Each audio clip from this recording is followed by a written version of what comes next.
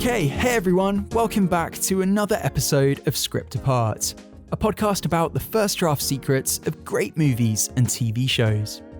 My name's Al Horner, and on today's episode, an interview at the end of a show called A Murder at the End of the World. That's right, Brit Marling and Zal Batmanglij are here, and we're going to be breaking down every detail of their phenomenal new TV techno-thriller, which reached its breathtaking conclusion last night. As we've come to expect from the creators of the head-spinning Netflix drama, The OA, whose cancellation I might not ever quite recover from, by the way, A Murder at the End of the World was a triumph of both ideas and emotion. Few filmmakers today, in my opinion, manage both simultaneously as elegantly as Brit and Zal, whose latest show offered intellectual meditations on artificial intelligence, online misogyny, the desensitization in our culture around violence towards women, extreme wealth, climate crisis, the deification of tech company CEOs, and much, much more. The fact that A Murder at the End of the World can so smartly probe all of those topics without toppling in on itself like a house of cards in an Icelandic snowstorm is an incredible feat in itself.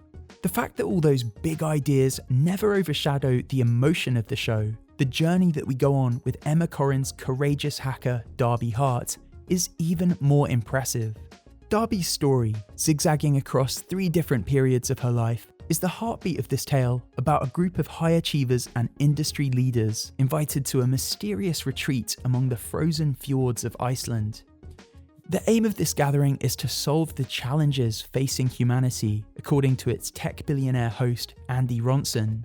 One tiny snag emerges in his plan though, as one by one guests begin to get bumped off in terrifying technological ways. It's up to Darby, of course, to uncover the killer.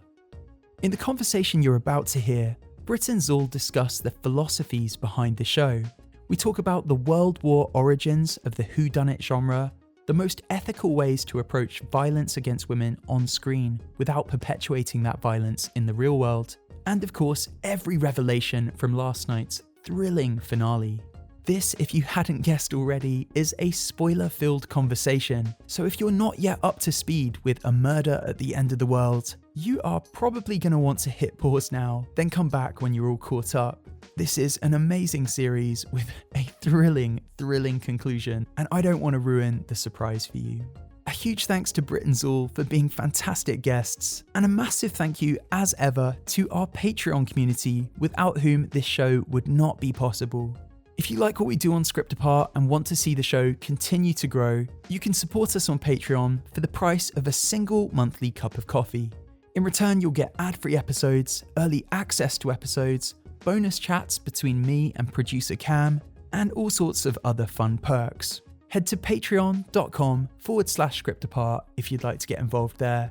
We really do appreciate your support. Okay, with that all out the way, let's dive in, shall we? This is Brit Marling and Zal Batmanglij on the first draft secrets of A Murder at the End of the World. Thanks everyone for tuning in. You're listening to Script Apart, hosted by me, Al Horner, produced by Camille Demek.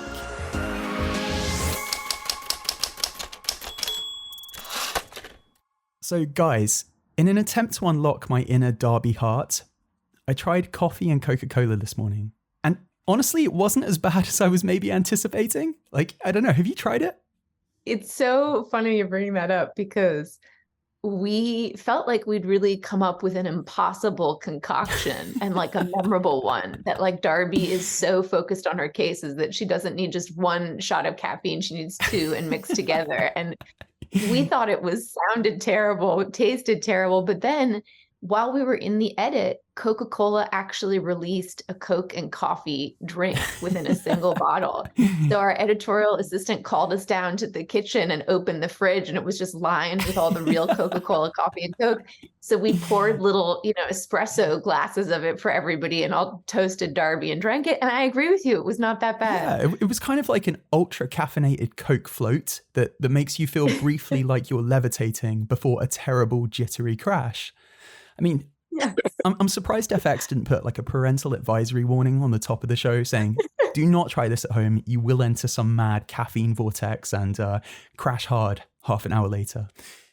I have to tell you though, that caffeine vortex was very useful in the edit because we spent some long nights in the edit, and I sort of started to feel like we were Darby Hart in the end, double caffeinating and like working long nights to pull it off. Oh, I can imagine.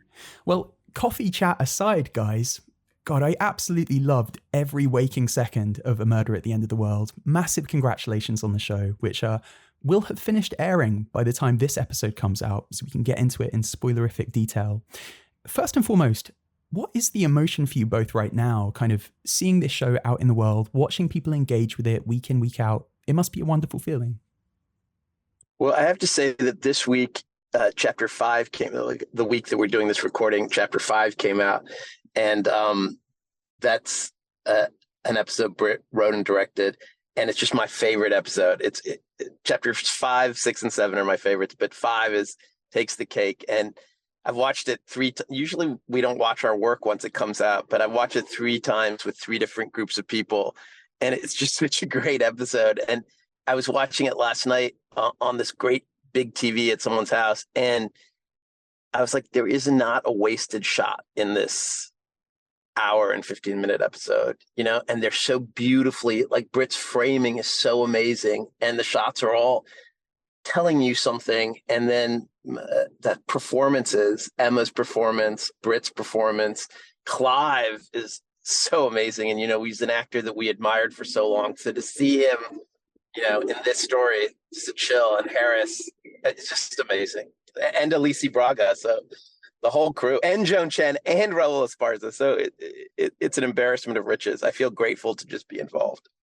Is there an element of trepidation as well when you've written a whodunit, wondering if the audience is going to, in a time of like Reddit boards and speculation across social media, is there an element of wondering whether people are going to guess the ending, or is that not really a concern for you guys? I mean, I think for sure the audience is really impressive these days. I mean, I think the audience has a kind of amateur sleuthdom ability that in some ways inspired Darby Hart. The Redditors, that have gathered around the OA are an impressive group of people, and they can solve almost anything. So yeah, I think we did think about that. We have thought about that a little, but it's also been fun to just see week to week, when we released the OA, it all came out at once. And so it's been kind of exciting to parcel it out week by week, chapter by chapter, and to see the theories build, and to see people argue with each other, and to see how whodunit changes in people's minds chapter to chapter. So yeah, it'll be really exciting to get to the very end and see how it sits with people, because I think this is a story we really decided to tell once we had come up with the ending. It just felt like we had to tell it, like it was a burning hot coal, and we were just like, wanted to go there. And so, yeah, it'll be exciting to be able to enter that conversation with the audience finally. Years ago, we made a movie called Sound of My Voice, and I guess Damon Lindelof saw it and invited me to his office, and we had a chat.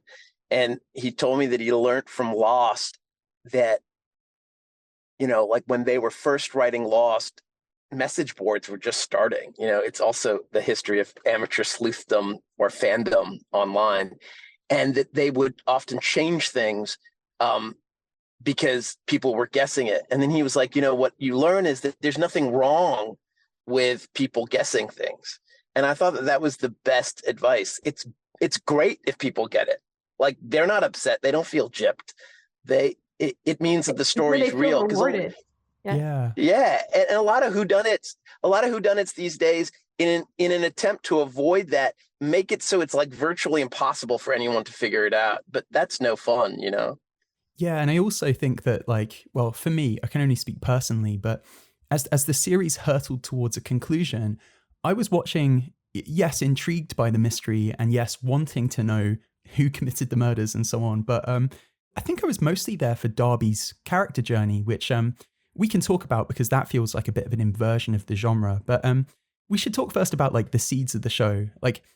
I'm no Darby in terms of online detective work, but I did come across one clue on the internet towards where your heads might have been as you constructed this show. So, Brit, in 2020, you wrote an incredible essay called "I Don't Want to Be the Strong Female Lead," that is so fascinating to go back to after watching this show.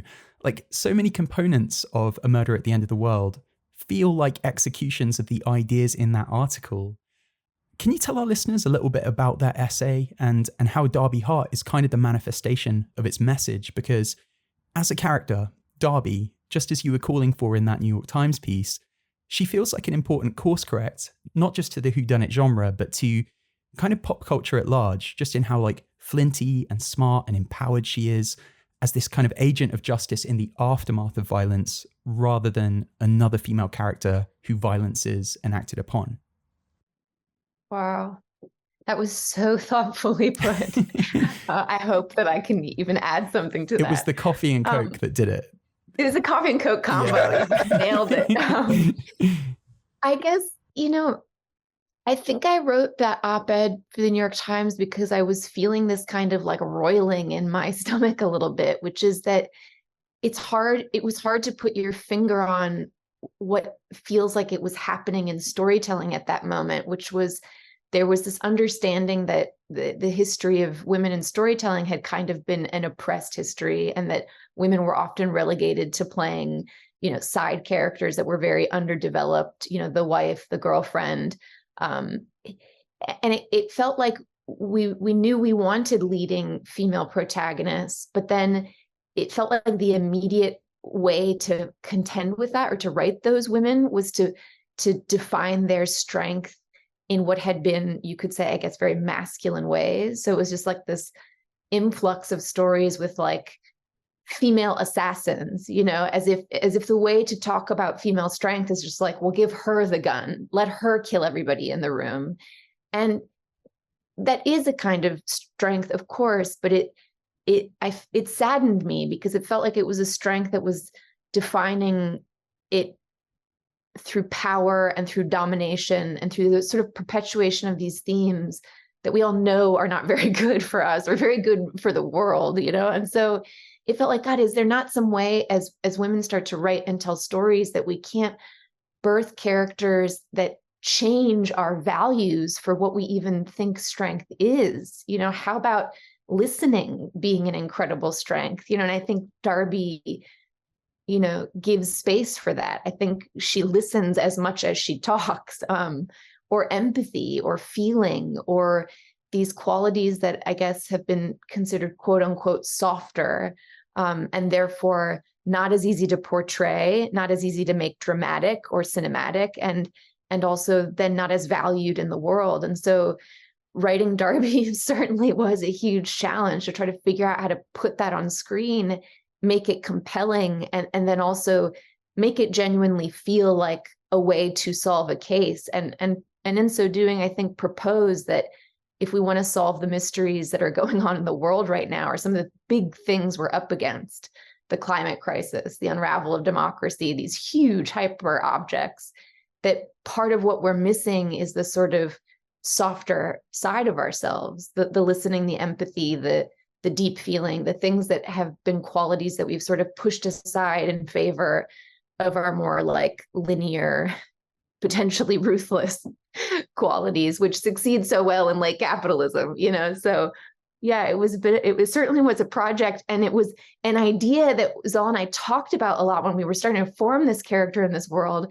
And then it was so much harder in the execution than we ever thought. I mean, this is the first time Zal and I have written drafts and torn the drafts apart and started from scratch 2 or 3 times on some of the chapters, because it was just so hard to try to write in a space where we didn't have that much to borrow from the past, or where, as we were sort of doing, as you said, so much of a genre inversion or turning the genre inside out. And it turned out to be a lot harder than we thought.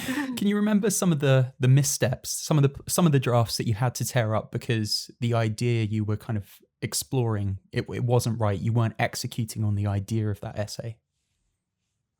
Well, one of the things we wanted to do is we wanted to not give her a badge. We noticed that a lot of 1-hour sort of dramas on streaming or on television with female leads, they were, just as Brit saying, substituting a traditionally male cop with a female cop, or a male king with a female queen, or a male CIA agent with a female CIA agent. And there was very few 1-hour dramas where, with women in the lead, where she wasn't in sort of a procedural role or playing a traditionally male role. And so we specifically didn't want to give Darby a badge. And in doing so, and we wanted her to be young. And so that those two constraints made it so we had to constantly sell her to the audience to make the show at all credible. And this is what Brit was saying about the audacity of, on our part, to think that we can invert a genre. I mean, the whole beauty of genres is they change incrementally.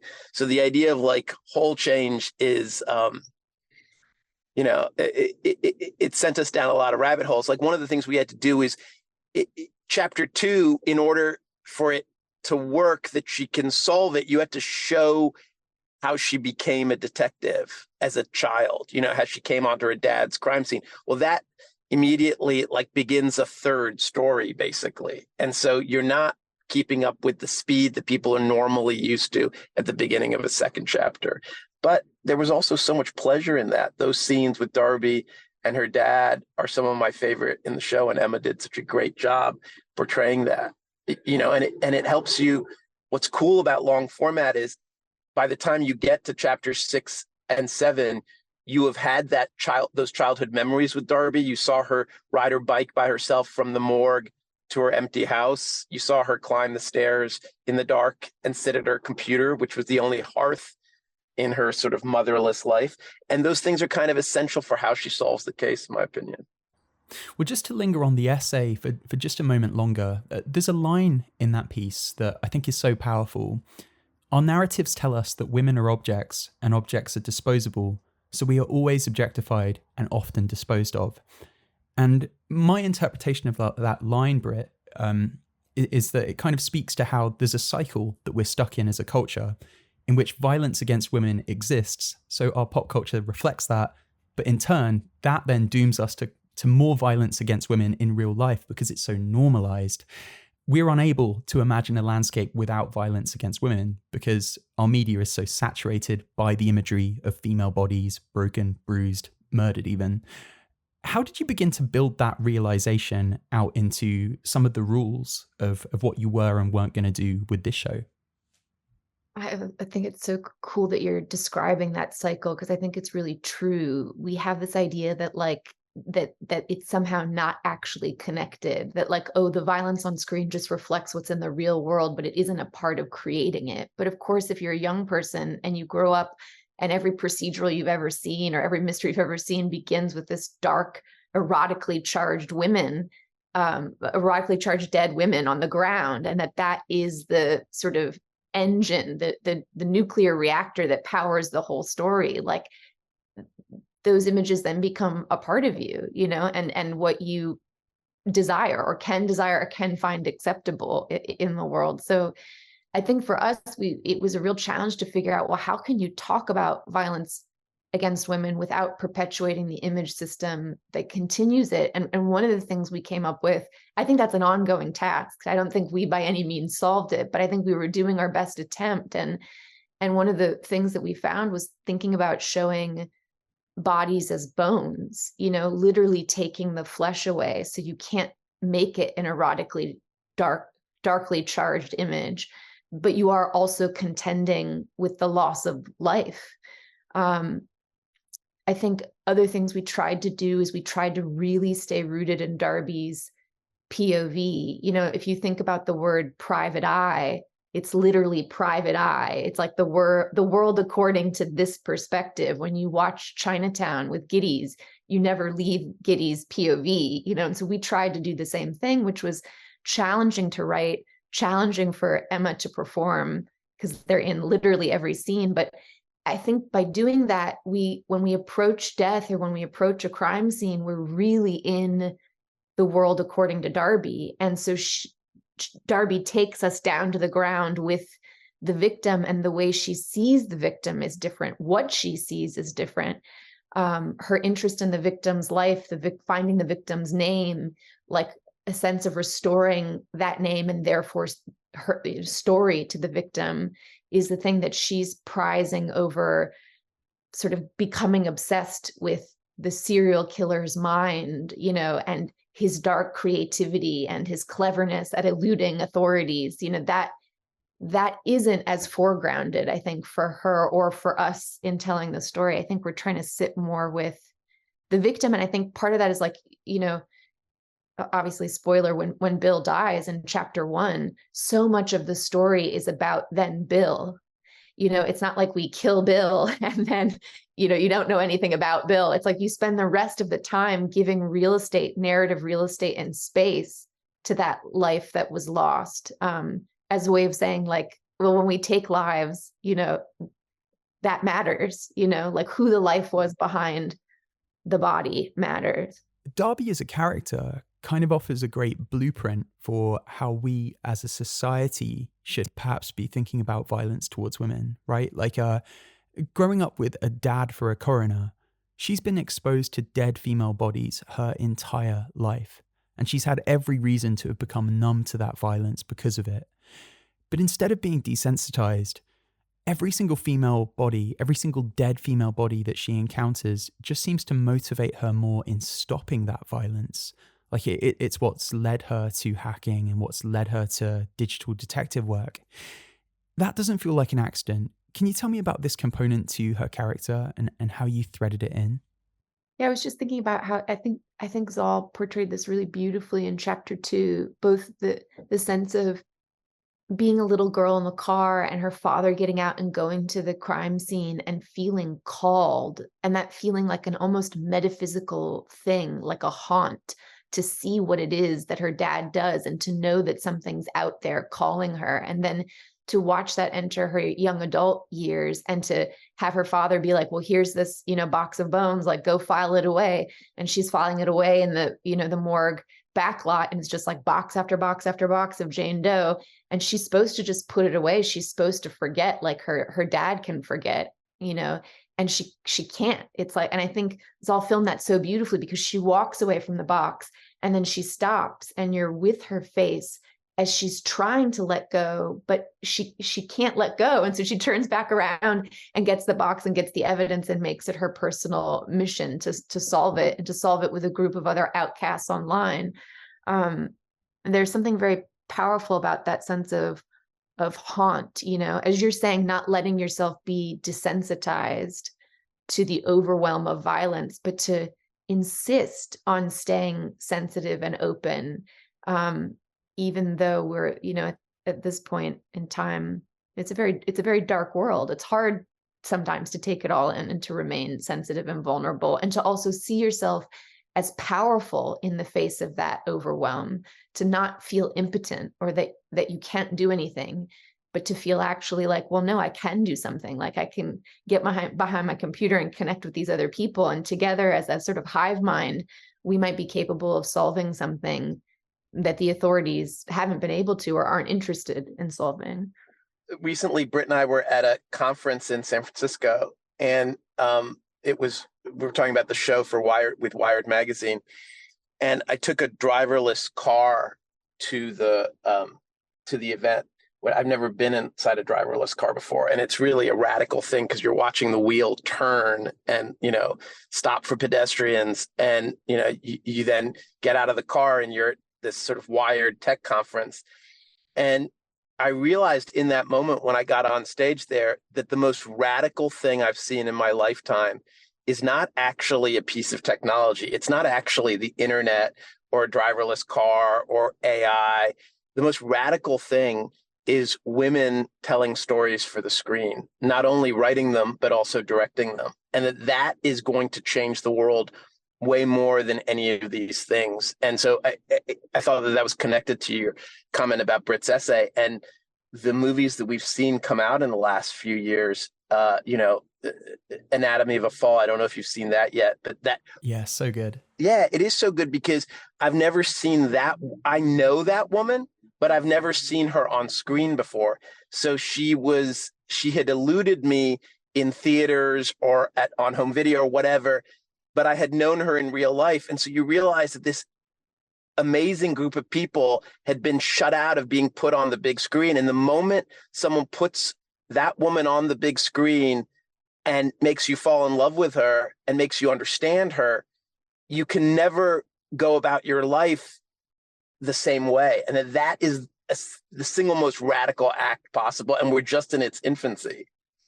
Well, I'm so glad that you brought up the driverless car, because that is a great segue into something else that we need to discuss.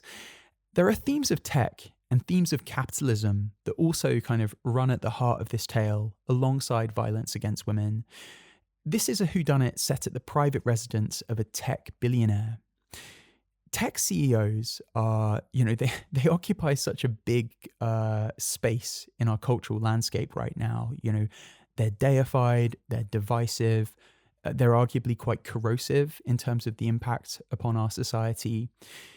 I know there are benefits to the decision to kind of involve a tech CEO and to make this a story set in like his private hotel in the middle of the Icelandic wilderness. For a start, it allows the show to be localized to one tinderbox location, which, is pure Agatha Christie. It also allows you to invent these other guests who've been invited and, who are all strangers to Darby and strangers to each other, which in turn makes them all kind of a suspect in this story. Thematically, though, can you tell me what was so alluring about making tech a part of this story? What felt important about that subject matter right now, so much so that you were going to kind of thread it into Darby's tale, which didn't really necessarily from the offset need to incorporate like a tech component?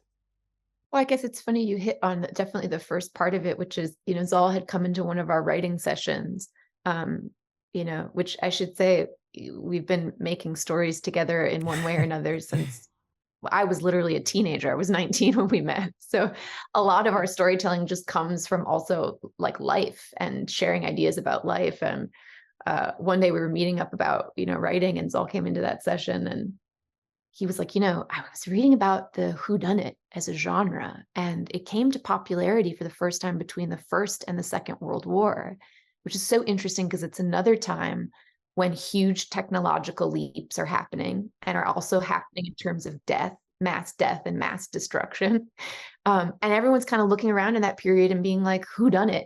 How did we get here? Why? Who's to blame? And so this genre comes to popularity. And as you said, in the Agatha Christie version, the seat of power at that time was, of course, the British manor home and all the characters that, that fill it, that populate it.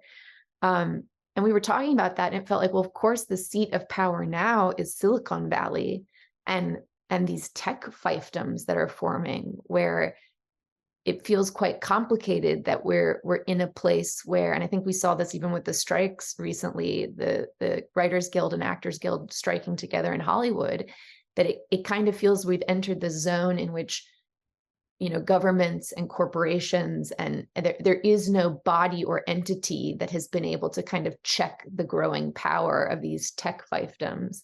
And so the result is that it feels like it falls on the people or labor. If we, the laborers, writers, actors making these things, don't stand up and insist on certain guardrails or protections, or to be compensated fairly, all these different things, then no one will. And so I think we were feeling some of those currents even 4 years ago when we were coming up with this idea. There was this feeling that we were giving a lot away to the technological world without even fully understanding what we were giving away, how our data was being mined, how our lives were being mined, even just on social media. I mean, we're all these content creators basically for free, doing the work that magazines and publicists and, culture curators used to do as a paid job. We're just doing it for free on our phones, and meanwhile, all our data is being mined and repackaged and sold. And so I think there was this sense we were feeling that like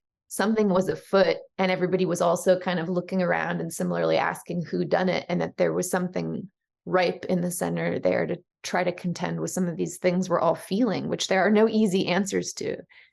Yeah, I'm so glad that did become an element of this story because, well, I found it so cathartic because it is such a contemporary concern, and I think it is on a lot of people's minds.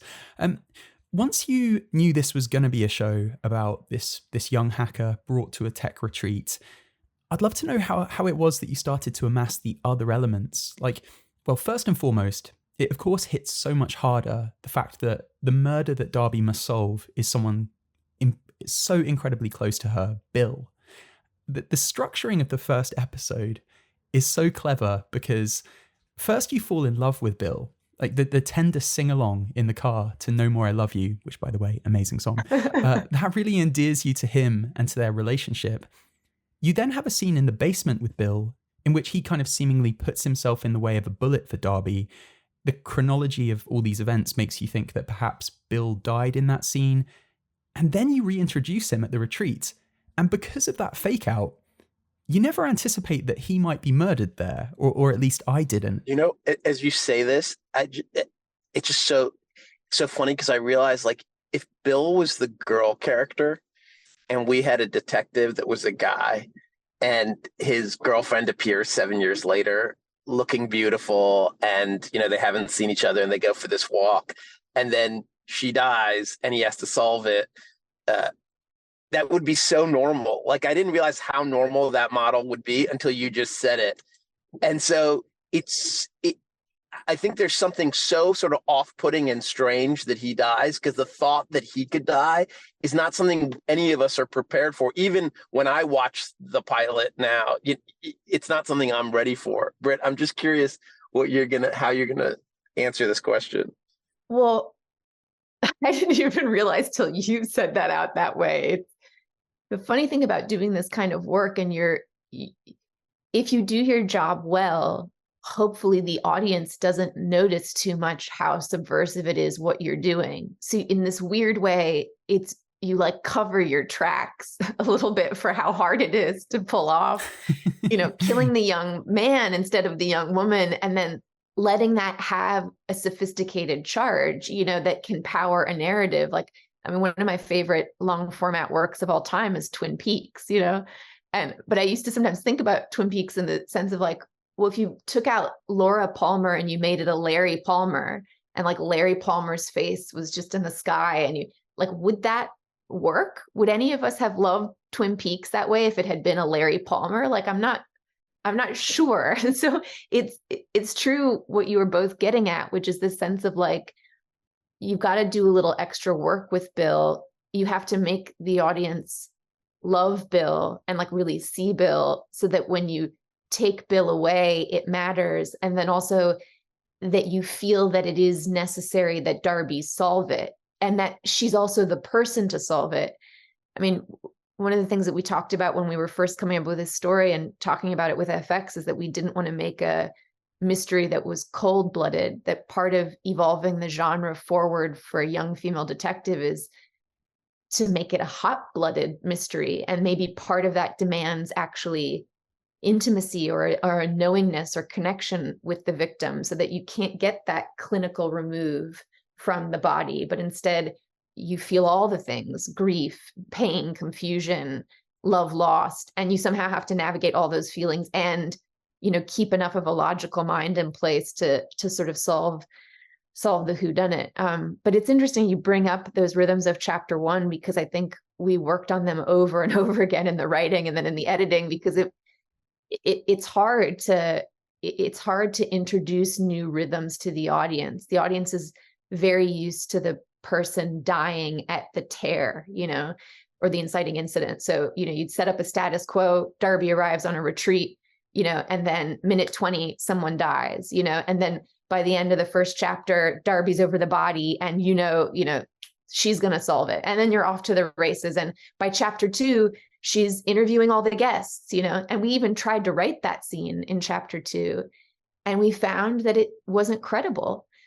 Darby knocking on the doors in chapter 2 and being like, I want to talk to you about this. It felt petulant and childish, and that she didn't have the power. She hadn't earned it from the audience yet, because there's no 100 years of storytelling behind a young female detective to prove she has the right to be there. So as Zal was saying earlier, we had to go back and tell her origin story, and we couldn't get the audience on board for watching her interview suspects until chapter 5.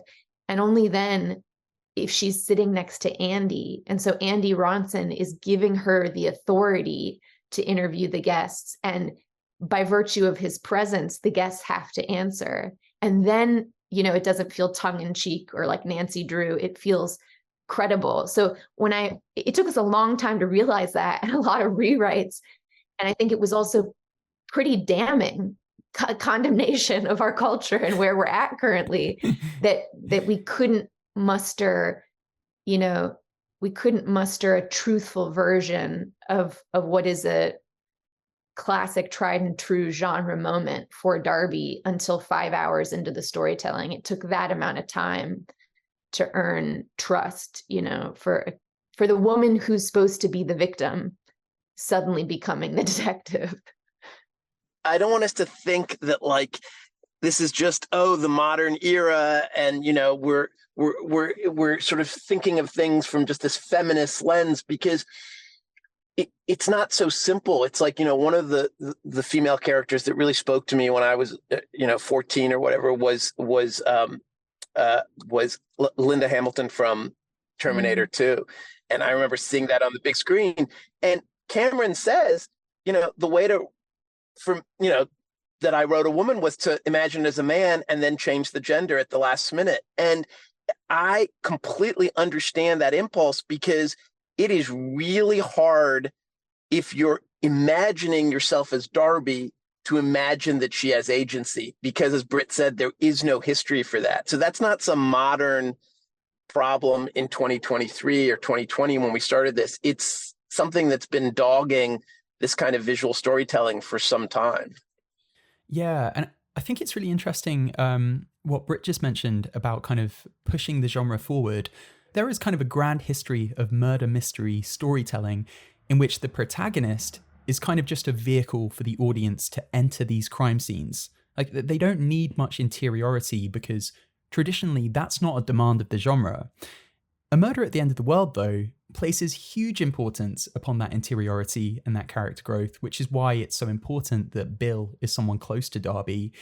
Can you talk me through why that was? Why this had to be ultimately Darby's story rather than the story of a murder in the Icelandic wilderness that Darby is kind of merely an access point for us as an audience? Like that feels like an evolution of the genre. I would argue first that you are right, but that what we assume is an interiority. I heard Meryl Streep say something when they were talking about The Post. Have you seen this clip of Meryl Streep talking? And she says, everyone knows how to speak man. Women know it, gay men know it. Everyone knows it. But only women and maybe some gay men know how to speak women. Like that's not, and it's not a language that's out there. And even maybe, like Jack Nicholson's the detective in Chinatown Giddies, he seems like there isn't a lot of interiority, but we, the audience, are bringing a lot of that interiority. When he sees an attractive woman, we know what he feels. Like it is already, it's like a lingua franca. Like it is a given what he feels in any given situation, because we've grown up with that language as shorthand. So while it seems like I don't think you could put a female Giddies, I don't think you could remake Chinatown and make him a woman and make the story work. So it's not only that we wanted to give Darby interiority, as Brit said, to make the story hot-blooded rather than cold-blooded, but we also, in order to pull Darby off, we needed to give her interiority, because we needed to sort of, ourselves as audience members and also other audience members, needed to believe that this person was worth following for 7 hours. That makes sense.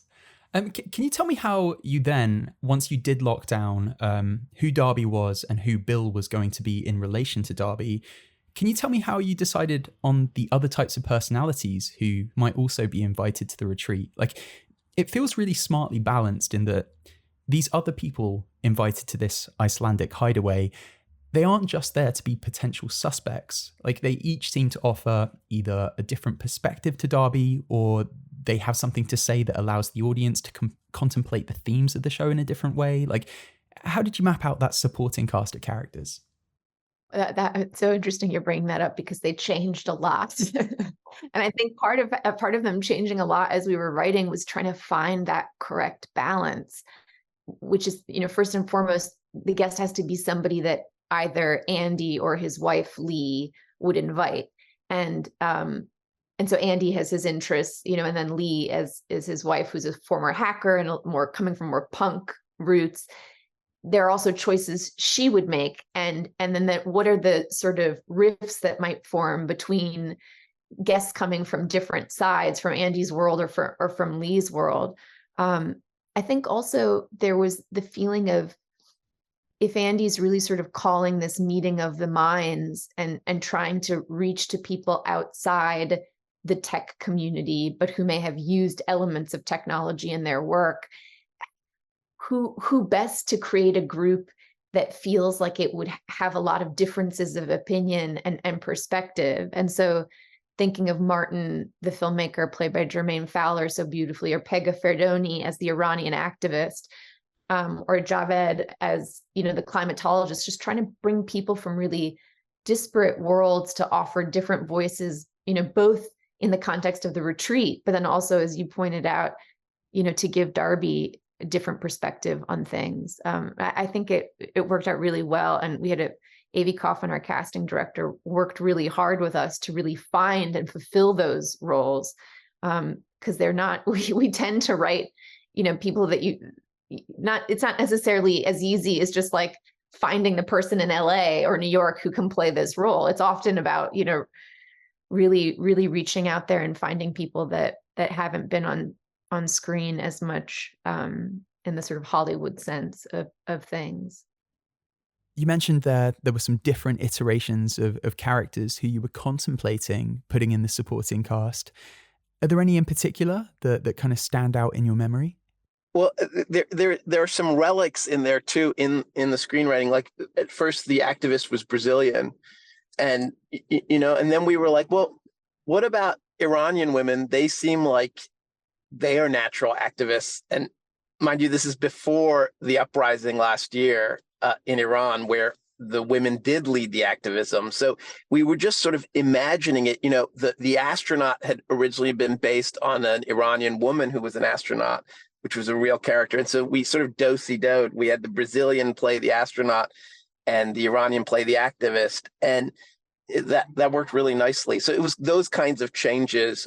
And then, the idea of like, why are climatologists always white? Why are white people in charge of the climate? So the idea of like, if someone's doing the coral reefs in the Indian Ocean, why can't he be South Asian? So it was those kinds of sort of things we were imagining. And yet we wanted everyone to be sort of based in truth and real and not sort of a fantasy.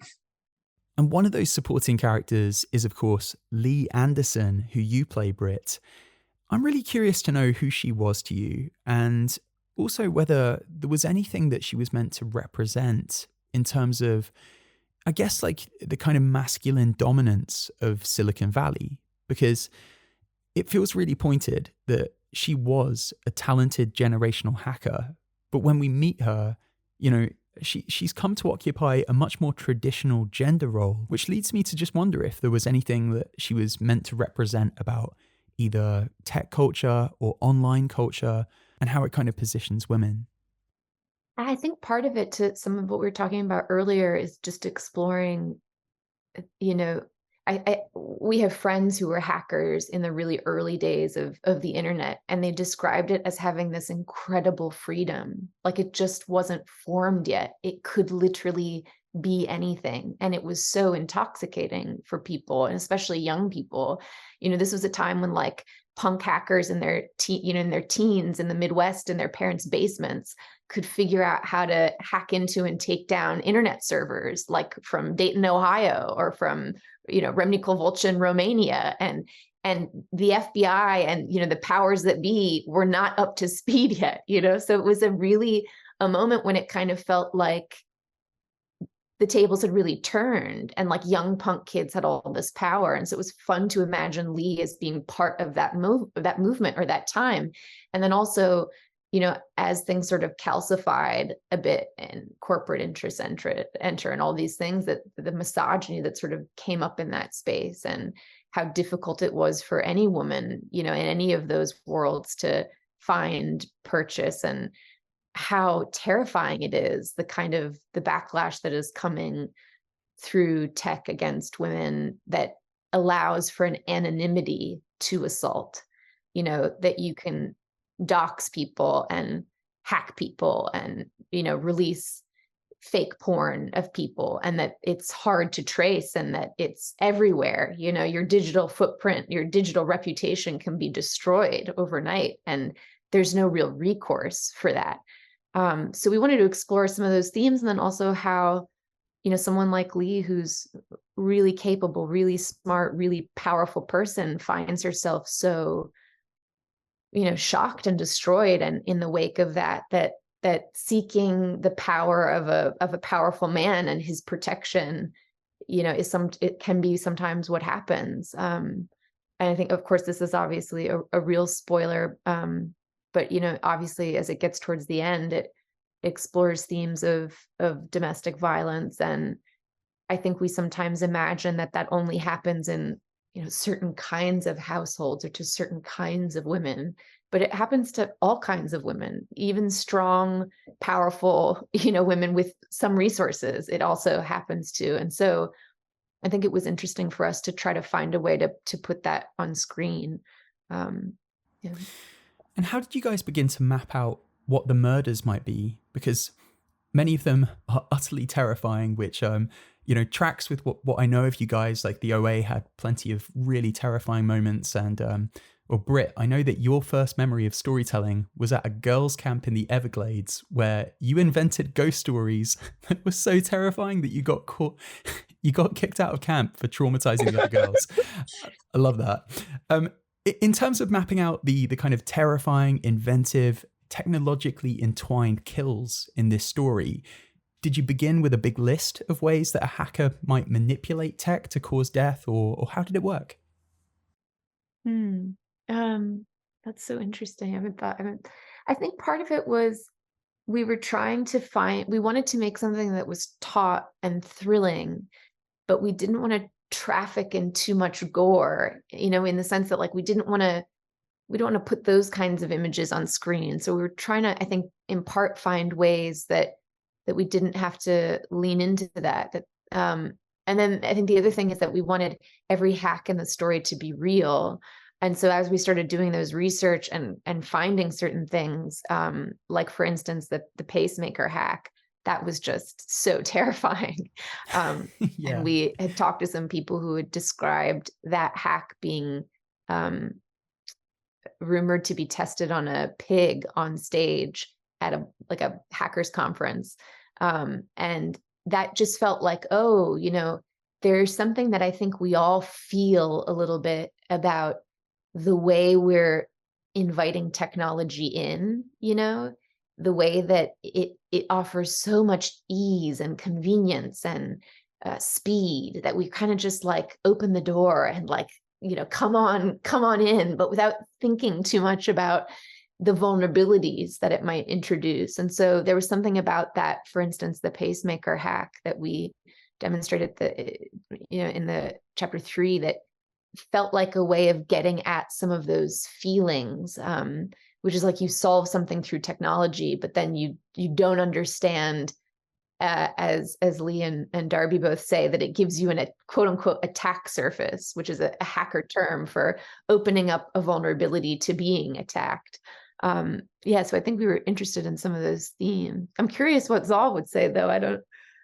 I think you're absolutely right about what you're saying. I mean, I think that I remember when we first started reading about a lot of this stuff in 2019, the big thing that everyone always says is they shrug and they're like, well, I'm not doing anything too weird on the internet, so I don't care if my information's out there. But that always assumes that the rules of engagement are going to stay what they have been, and not that they could change in a nanosecond. And I think these last 3 years and going into 4 years, as we're about to enter 2024, like, I think you see that the rules can change really easily, and that governments, special interest groups, all sorts of people are going to be able to use all of our data, all of our information to sort of get us to do what we want them to do. If people are being vocal about something, they can shut them up by threatening to sort of destroy them, as Brit said, digitally. I mean, I think that the digital killing doesn't have to always be an actual murder. It can be the killing of your reputation, and that's also a kind of murder. And I think we're going to see that happen a lot more, and can happen to anybody, and that's really terrifying. And I think sometimes a murder mystery is really a metaphor for those kinds of deaths. And yeah.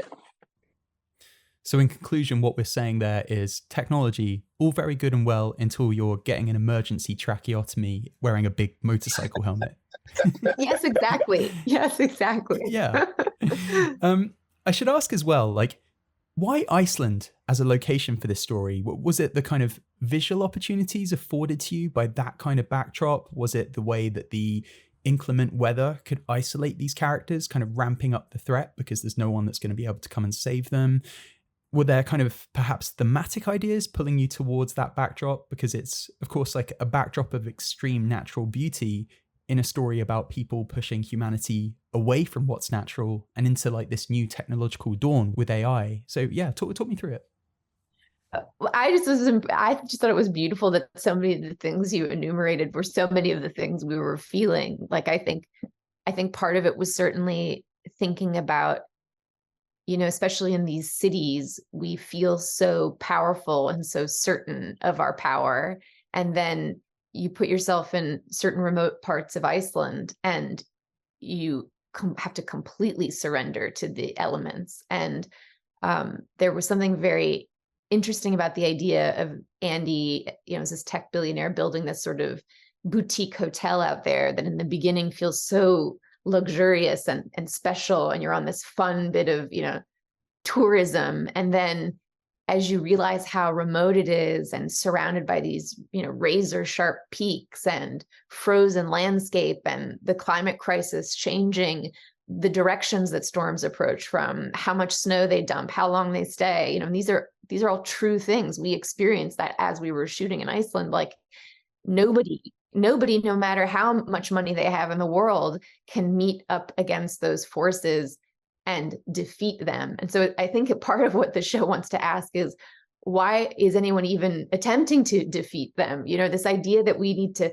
pit man against nature, rather than that humans are, of course, of nature, like our veins are in the same pattern of the veins of leaves, like we are ecology, we are of ecology. And the more that we try to divorce ourselves from ecology and punish it and subjugate it and extract from it and create wealth from it, the more that I think it's pretty obvious at this point to everyone, we're going to meet with our comeuppance. And that even if you have, this fabulous bunker in the snow, to what end, like it's all going to fall apart on you. Zal, anything to add on that? Well, just that, we had an instinct, for this sort of landscape and the pristineness of Iceland. We had never been. And then when we went and scouted, of course, we come up against, we come to a boutique hotel in the middle of this sort of, valley, this snowy valley. And lo and behold, boutique hotel is built by an American billionaire and his wife.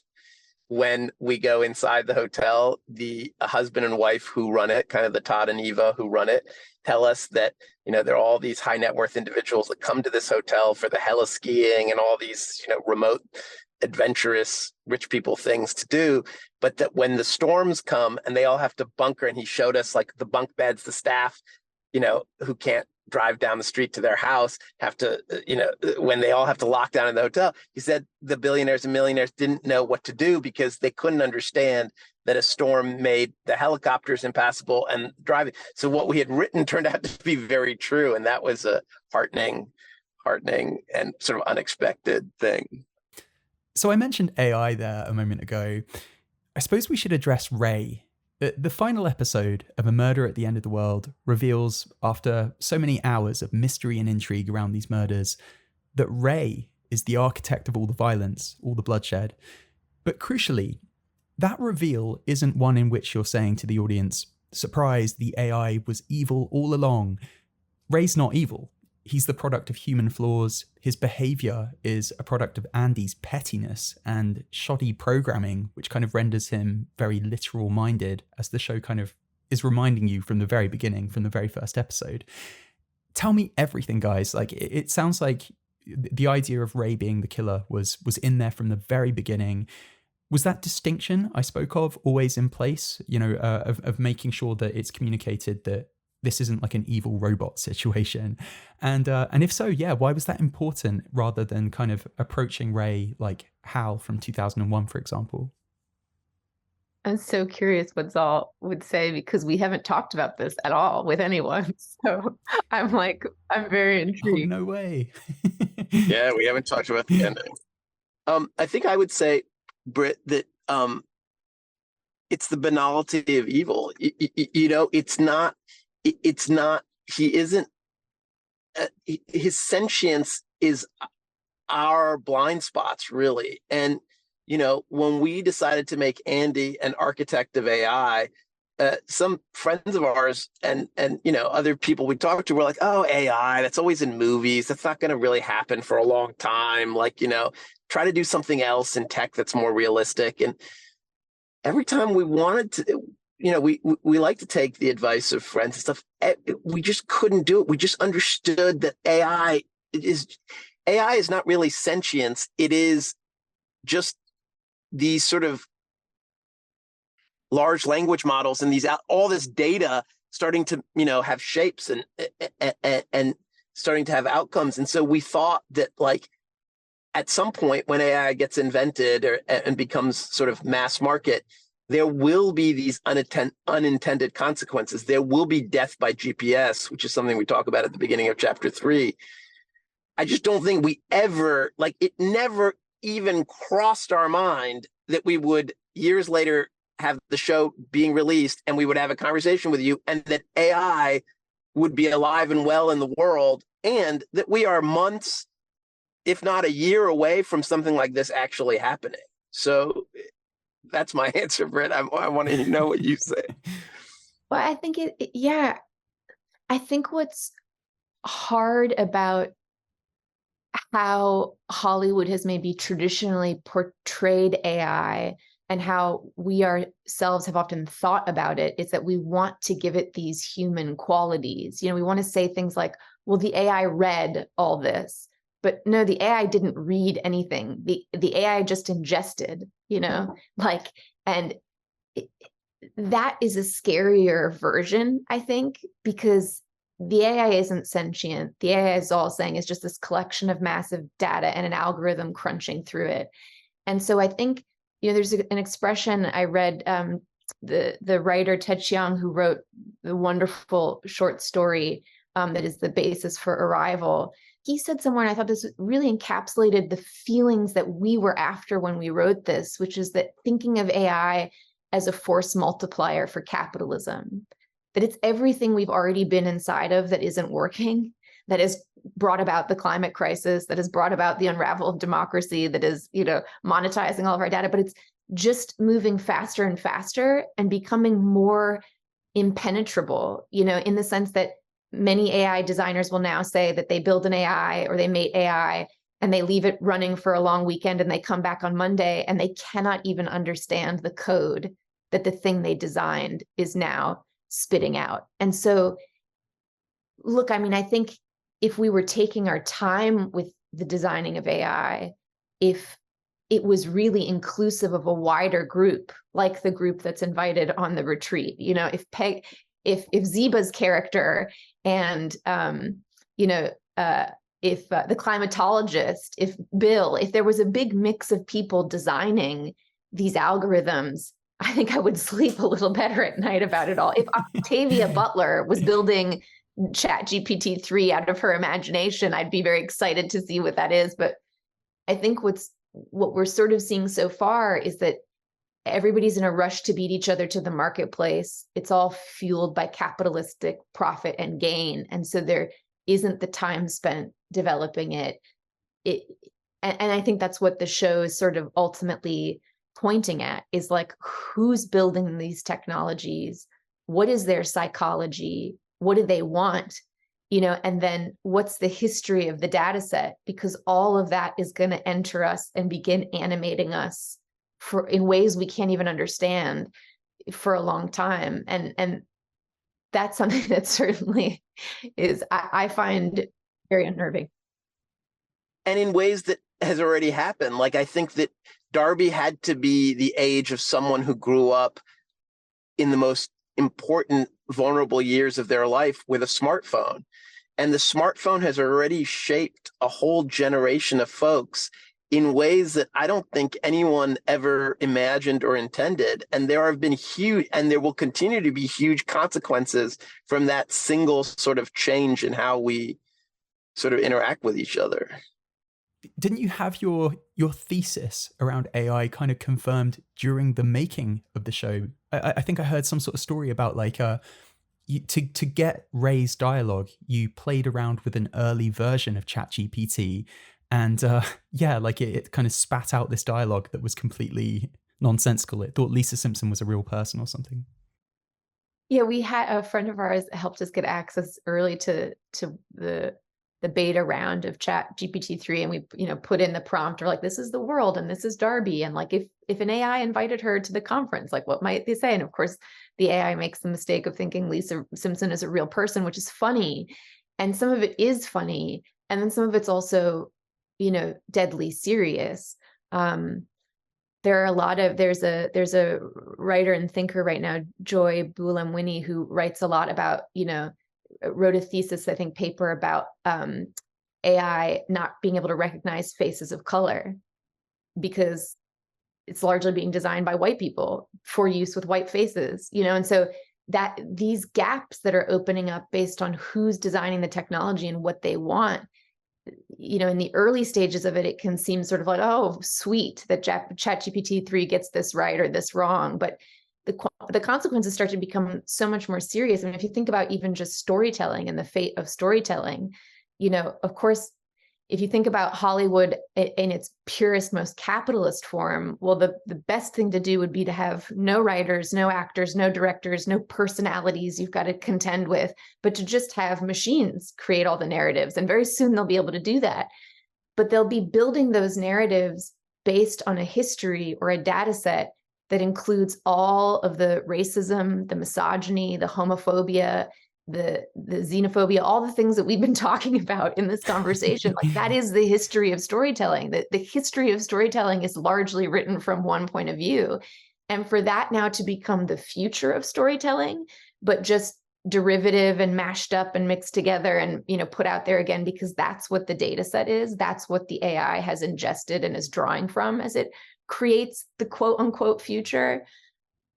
Oh, brother, that's not a future I want to be in. That's not a future I can survive in, I think. So yeah, I think it was very scary to see. I think when Zal and I were writing this and so many people were telling us not to do AI, and everyone was saying, oh, it's such a long way off. And this is not just Luddites. This is like people in the field, even a couple of years ago, were being like, it's a ways off. And the speed at which now it is arrived, and that we're going to vault into a future we can't even imagine, without many of us have had, most of us having no say in that future, no democratic say in that future. I think that that's something that we have to all be thinking about, and kind of like pulling the brakes on the train and being like, oh, okay, what do we, the people, actually want? Like before, as Zal said, it ends up shaping us, because the smartphone already has like really eroded my concentration and my imagination. And I can see the difference in it now versus like 10 years ago. And I don't know how to get off my smartphone. And I think a lot of people feel that tug of war. That reveal that Ray was behind this all, it leads Andy to a really interesting place in terms of where his arc closes out. It feels really resonant to the real world. I think there's this silent assumption that the kind of billionaire tech industry moguls, like these kind of maverick supposed geniuses like Andy, that they're going to kind of magic up tech solutions to the crises that are facing us, like climate change. But these men, and they're always men, at the end of the day, they are just men and they're flawed like anyone else, and they're probably not coming to our rescue. Was that something you kind of were conscious of in working out where that character was going to end up by the end of this story? I mean, I think they are geniuses, though. I think sometimes there's this desire to defang people, and I think that it's important not to defang them. Like, the tech billionaire is a character we see on screen a lot, and we were really inspired to kind of model him more after Noah Cross in Chinatown, where that guy is formidable. Like, you feel it, and just John Huston plays him, like, you feel it, and we're so lucky. It's really a gift from God that Clive Owen played this guy, because he is formidable, Clive, and he is brilliant. And it's so much sadder that someone brilliant and formidable, like, can't see their blind spots, like we all can't. And that's the tragedy, is that we, the audience, citizens of the world, are giving these people the power. And as Brit said, like, we're not, in return for giving the power, we're not really having a stake in the outcome. And that to me is sadder than anything else. And as well as the show ending in a really interesting way for Andy, it also finds a way of perfectly closing out Darby's arc. Like, I love the way that she finally experiences the closure that she needs. She gets the growth that she desires. And we end the show with this kind of book reading that's a callback to the opening scene, in which she's also giving this kind of reading in a bookstore. Nothing is left unresolved for the character by the end of this tale.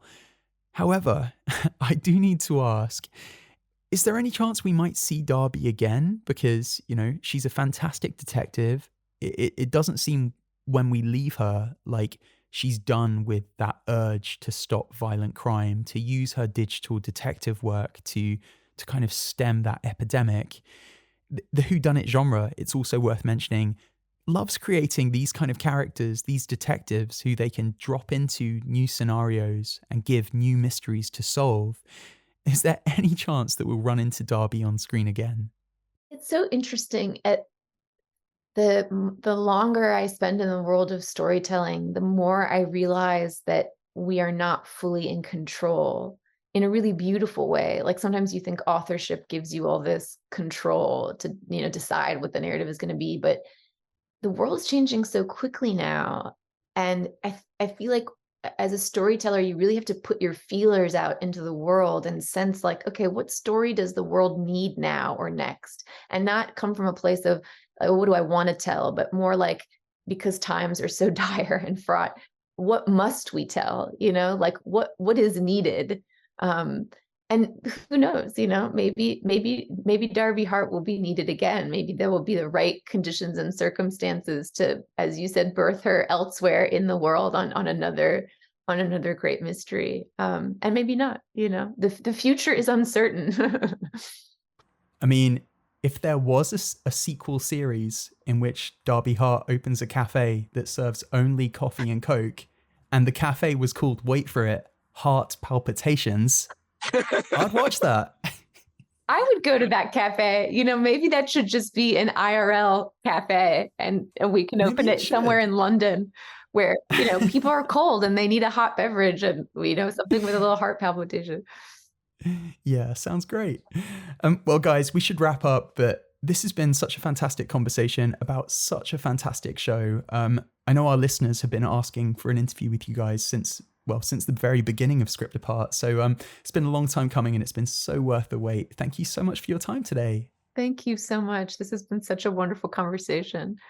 Yeah, it's always so amazing when you learn more about, like, what you've been working on from someone who's just, like, taken it in so thoughtfully and has asked such good questions. So thank you for having us on. It was a real honor.